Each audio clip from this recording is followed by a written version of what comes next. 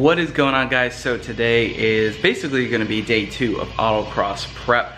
I didn't really address the autocross prep part of the video where we did the UPR subframe connectors on Turdzilla, but that was because I didn't even know if the car was going to be ready because we were having all those electrical issues. It took all day to figure out that that stupid thing was broken, but the car is running good now. There are a few things. I talked to Anthony out of Line Garage. I'm gonna be meeting up with him autocross. If you want to check out their channel, it's really awesome.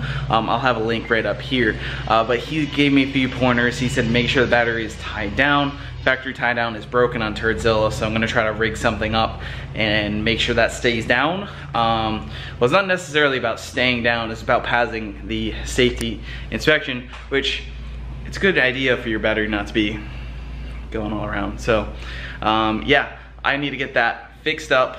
He also said just make sure there's nothing loose in the car. I'm gonna put the interior kind of back together besides leaving this seat out because there's no point. This seat's heavy. Stock driver's side seat is very heavy, but I don't have anything to use in it for now. So I'm gonna get cracking. So as you can see, that will not pass the safety inspection. So I'm gonna go ahead and pull the battery out of the car, and yeah, as you can see the parts that we replaced, that being the tensioner down there, the alternator up here. Again, I know a lot of people were talking about the alternator bracket not being there. I just don't have one to use. I'm also gonna tape up this connection again. We took the tape off because I wanted to make sure that this didn't come loose, and it wasn't. That's still good, so I'll tape that back up, cover that back up, and got to figure out a rig for this. And if you're going to comment about the coolant crossover pipe again, it's not a big deal. I don't know if you guys have noticed, the engine bay, not perfect, and it's not necessarily something that I'm happy about, but the reality is the engine bay is not perfect. It's gonna take some time, and maybe if I get some time I can kind of redo this engine bay, but the reality is this needs paint, valve covers need to be redone, the intake manifold looks okay, but you know, it's just not a perfect engine bay, and I don't really expect it to be. Eventually I want to take this car and completely redo it, but for now, you know, it's not perfect. It's a junkyard build.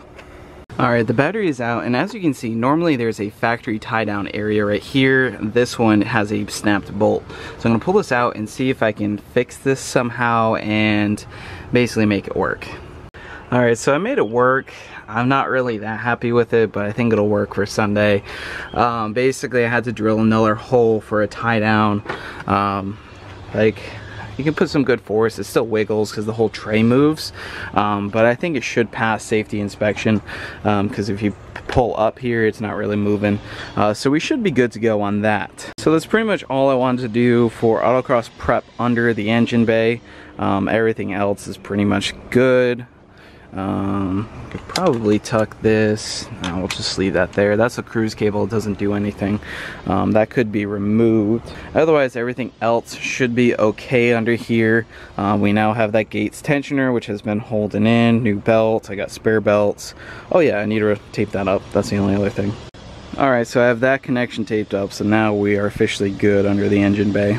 I think it's time Turdzilla gets a wash.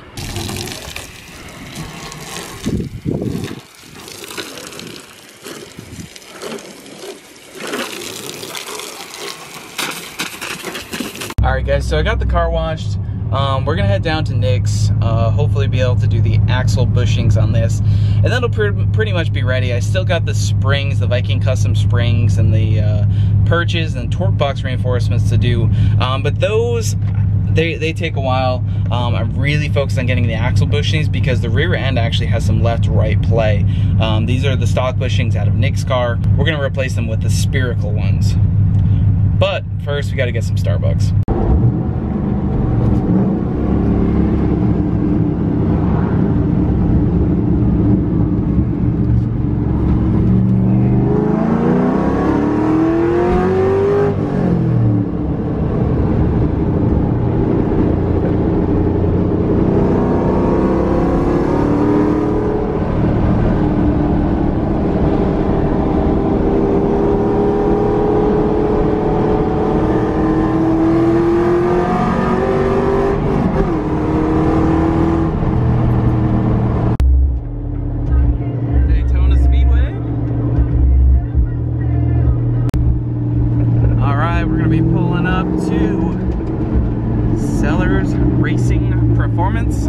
slash Florida Auto Surgeons? I don't know what to call it.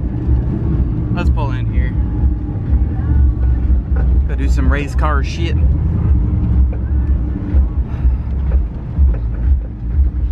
Let's see Nick's truck right there. Nick also just got a new trailer over there. That is something that I need to get. S2000 that I moved back and forth yesterday. And a bunch of cool stuff. Still can't get over how good these wheels look. They look so good. How'd you like 370Zs? If customers brought the right part, it would be different. Red. It was a very easy, like I probably pulled that out faster than Ashley's car. Seriously. It was easier too. Alright. I'm doing stuff. Those khakis though. See what Andrew's doing here. Spark stuff.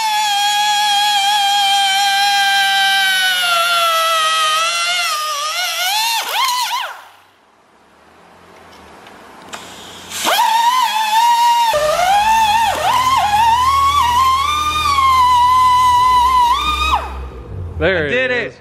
Yay! Everybody give him a round of applause.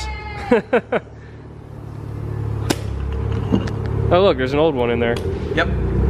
That one's blown up too. Yeah, this is what the ones in Andrew's car look like. Focus there. Gotta fix the tool, man.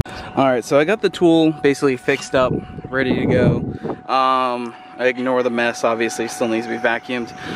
But that 370Z has been causing a lot of issues because basically the customer didn't have the right part, the right clutch. So I'm gonna end up doing this at home. Not a big deal. I have the right tool for it, so we should be good to go to get the bushings removed out of this. And of course it would rain the day I washed this car. Ugh. Alright, so I did go ahead and get Turdzilla pulled in here. I kicked the Cobra out into the rain. I'm sorry, Cobra. It wasn't that clean anyways, so it's not a big deal. I'm gonna get this jacked up and start working on it. I also did just get a package in from Maximum Motorsports, and I don't know if, I feel like you guys are probably already thinking it, but the Cobra's been, you know, kind of put on the back burner for a while. That's because I got some good stuff coming. This is package 1 of 2. Well, there could be more packages too. But this is package 1 of 2 from Maximum Motorsports. We're gonna slice this open with a good old screwdriver, a little manhandling. So after struggling to get that open, we got paper and boxes, but that's a removal tool. Those are some bushings. Those are some bushings. Those are some tie rods.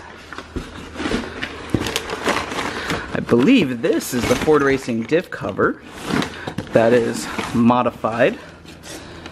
Yep, it is. Subframe bushings. Some more goodies. I'll have the full list, of course, when we go to install it. I'm just taking a look at what is in here, but there is a good amount of stuff here, and there's also another package coming. So very, very exciting. So guys, definitely be excited for the independent rear suspension build-up for the Cobra. Now we're going to turn our attention to Turdzilla. I'm going to get it jacked up. The new subframe connector should make this pretty easy to get jacked up, so let's give it a try. Alright guys, check it out. The subframe connectors make the whole body so stiff and so connected. I have it jacked up right there, and it pretty much picked up the whole other side as well.